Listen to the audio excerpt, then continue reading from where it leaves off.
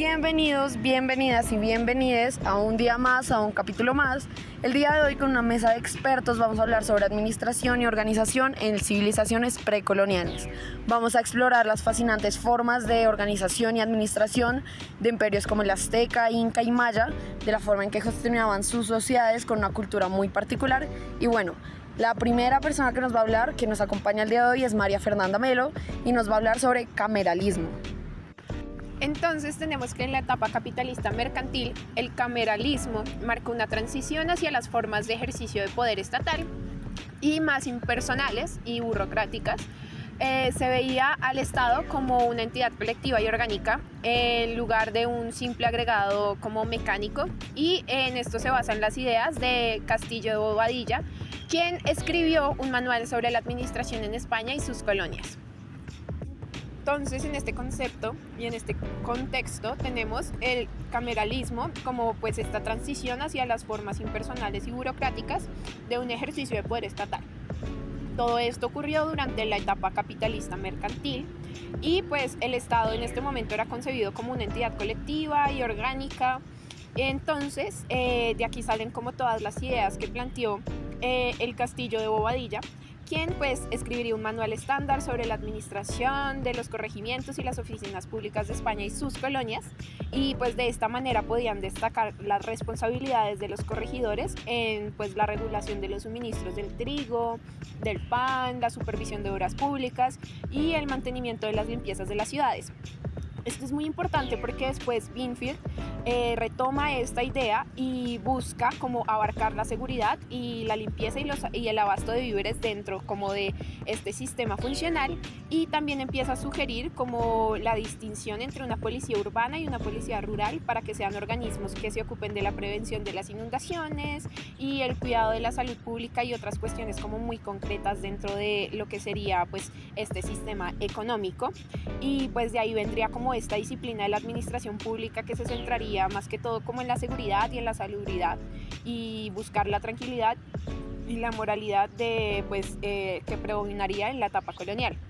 Bueno, y pues ya teniendo un poco claro como todo esto que fue el cameralismo y como que fue un predecesor de todo este tema de la administración pública, pues me parecería muy bueno pues que entremos con Juan Acero, que nos va a hablar un poco sobre las formas de administración, las primeras formas de administración en sociedades precoloniales de América Latina.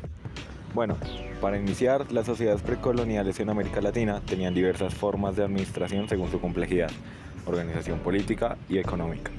Dentro de estas vemos diferentes características que muestran procesos de transformación interna con un posible surgimiento en las clases sociales. Este fenómeno, paralelamente, genera la formación de un Estado centralizado, en algunos casos, como el maya, un poco débil, y con unas claras relaciones de poder establecidas y mostradas de un soberano y un súbdito. Las formas de administración estatal, entonces, se basan en funciones jurídico-civiles. Estas se encontraban supeditadas a las militares. En la época colonial, la administración fue una imposición de la corona española.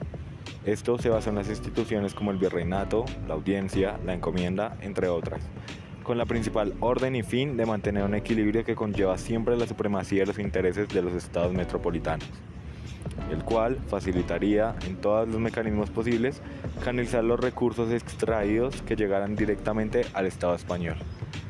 Bueno, y aterrizando como un poco más toda la discusión, está el tema de la administración comunitaria en cuanto al imperio azteca, ¿no? Se podría dividir cómo se dio esta administración comunitaria en varios elementos. El primero es la elección por consensos.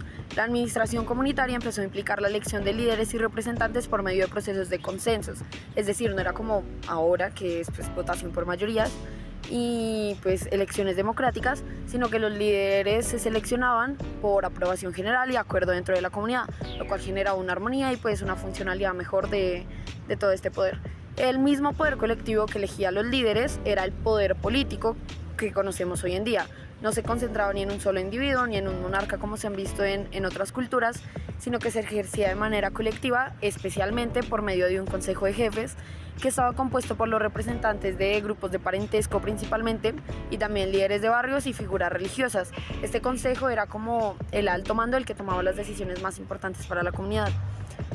También es muy importante el hecho de que mucha de las relaciones de poder, de las decisiones que se tomaban aquí, eran basadas en los grupos consanguíneos. La administración comunitaria se basó como en esta estructura de consanguinidad, lo cual pues significó que toda la comunidad estuviera organizada en unidades familiares muy amplias o en clanes o grupos muy específicos, que cada grupo tenía un papel fundamental y específico dentro de la toma de decisiones y en cuanto a la gestión de los recursos de toda la comunidad.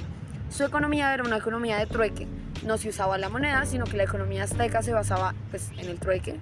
Las personas intercambiaban bienes y servicios directa o indirectamente y pues se reflejaba una ausencia de la economía monetaria. También pues como algo que interlaza todo esto es la organización comunitaria.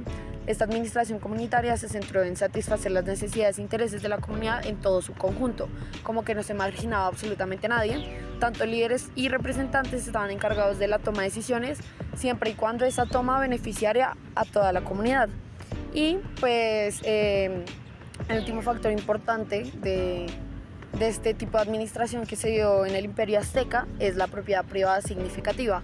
No se cree que los aztecas tuvieran una propiedad privada significativa de tierras o recursos y pues es algo que contrasta mucho con las sociedades que tenemos hoy en día, que están fundamentadas en la propiedad privada y en las clases sociales. Bueno, y por último, pues vamos a escuchar una voz que nos va a condensar un poco todo lo que dijimos y va a agregar un nuevo elemento muy breve. Bueno, sí, es que pues precisamente algo que también tenemos que agregar a la discusión es que precisamente estas civilizaciones tenían sistemas políticos y administrativos de carácter único, o sea, eran muy intrínsecos de ellos. Entonces, por ejemplo, podemos hablar de que el imperio inca se caracterizaba por una jerarquía política, por una división territorial y por una economía pues que era naturalmente agrícola. Entonces también podemos hablar de que también utilizaban el quipu como sistema de registro y de contabilidad. Los aztecas, por otro lado, tenían una estructura de gobierno al que le llamaban Halac Yunik, que representaba al Estado y tenía responsabilidades legislativas, judiciales y políticas, mientras que la administración comunitaria era, en esencia, en su sociedad. Entonces, digamos que para este punto podríamos sentarnos a hablar de que cómo se ve un contraste con respecto a lo que éramos antes y a lo que somos ahora. Entonces, digamos que este contraste principalmente se puede basar en lo que hoy denominamos prácticamente pues administración, porque es bastante curioso sentarnos a ver y darnos cuenta que en el pasado, como los principios de lo que hoy conocemos, era basado no en una naturaleza privada, o sea, nada tenía que ver nada con lo privado, sino que al contrario se daban en una naturaleza que era ampliamente y reconocidamente como pues comunitaria. Bueno, me parece muy valioso personalmente todo lo que se ha hecho hasta este punto, todas las voces y todas las historias que se recolectan en tan poco tiempo, ¿no? Porque pese a que hoy la administración pública es algo muy diferente, algo que condensa instituciones, muchísimas personas y un sistema de verdad muy complejo, me parece realmente relevante, más allá de estudiar lo que tenemos hoy en día, ver qué es lo que nos constituye anteriormente, qué nos trajo hasta este punto, porque mal o bien esto es nuestro, y si nosotros no nos damos la tarea de analizar qué nos llevó hasta este punto, qué fue lo que inició con toda esta ciencia de administración pública para nuestro territorio, para nuestra sociedad, nadie lo va a hacer. Entonces es muy importante tomarnos esta tarea, reconocer los procesos de organización y administración que tenían nuestros antepasados, quienes habitaron este territorio antes de nosotros, y aprender y construir desde ese conocimiento.